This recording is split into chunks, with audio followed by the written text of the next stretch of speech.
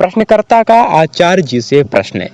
आचार्य जी, मौन साधना क्या है, इसमें क्या अड़चने हैं और मौन साधक का जीवन कैसा होना चाहिए? तो आचार्य प्रशांत कहते हैं कि मौन साधना कोई विशिष्ट साधना नहीं होती, साधना ही मौन साधना है। मन बातूनी है, बक बक करता रहता है। मन की ही बातचीत जीवन में निरर्थक कर्मों के रूप में परिलक्षित होती है। जो कुछ भी तुम कर रहे होते हो, पहले वो प्रकट होता है मन में विचार के रूप में या वृत्ति के रूप में, एक लहर, एक संवेग के रूप में। वही है मन की बकबक।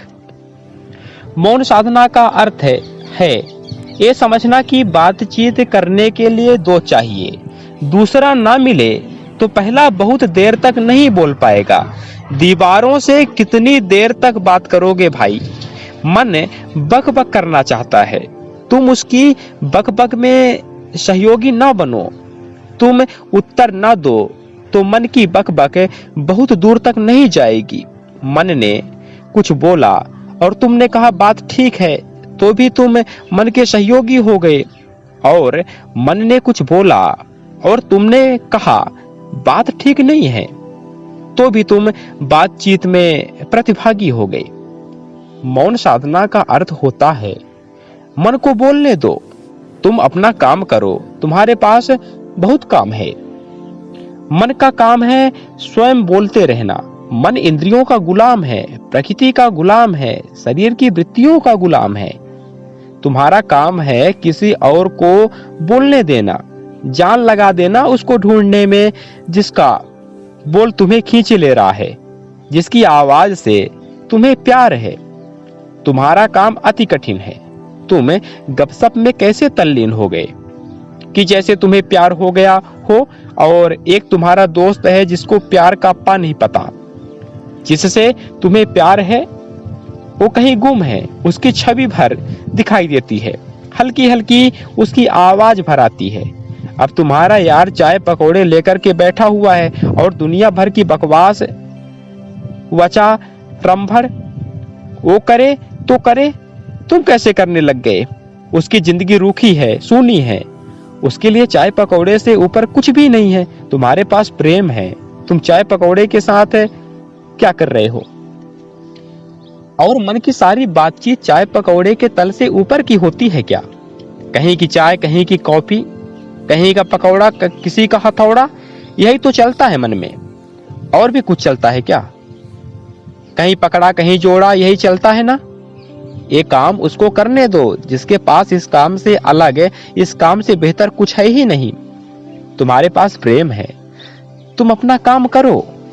वो जो बकबक कर रहा है कितनी देर तक करेगा? जब तुम निकल गए तुम चुप, तो वो भी चुप। वो बोल ही इतना इसलिए पा रहा है क्योंकि तुम अपना काम धंधा छोड़कर उसकी बातचीत में शामिल हो जाते हो। नहीं तो वो बोलेगा थोड़ा बहुत, उसके बाद उसे चुप होना ही पड़ेगा।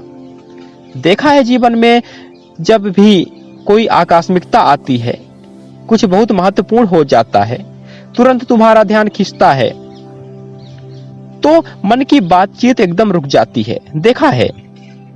तब क्या बचता है? सार्थक सशक्त कर्म, सार्थक सशक्त एक निष्ठ एकाग्र कर्म। अब दुनिया भर की गॉसिप, व्यर्थ चर्चा नहीं कर सकते तुम, क्योंकि जीवन में कुछ ऐसा आ गया है जो अति महत्वपूर्ण है। इमरजेंसी, आपात स्थिति, आपातकाल, एक आकस्मिकता है। आ गया ना? अब बैठ करके क्या चाय पकौड़े करोगे? नहीं करते ना।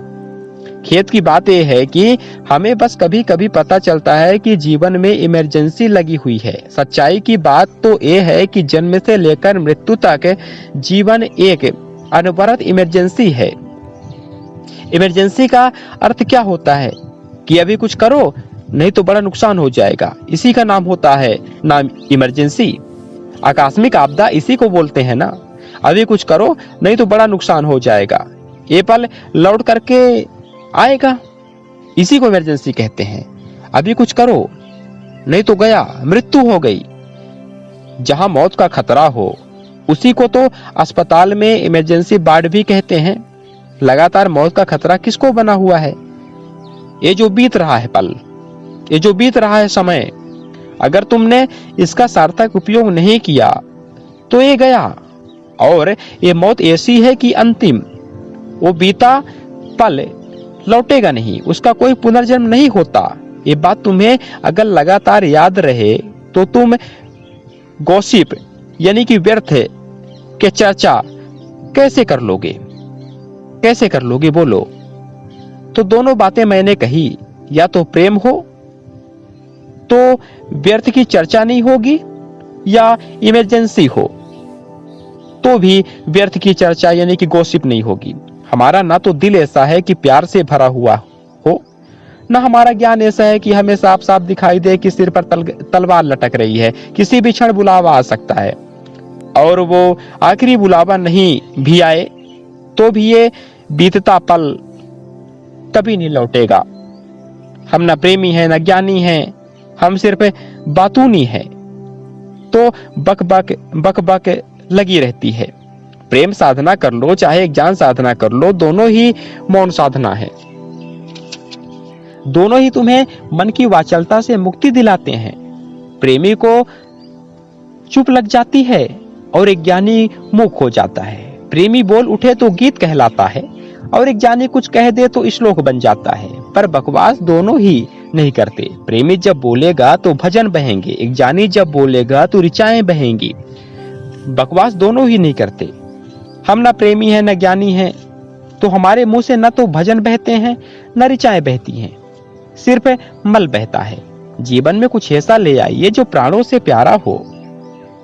मौन लग जाएगा, या सजग हो जाइए बीतते छूटते निरर्थक जीवन के प्रति, तो भी मौन लग जाएगा।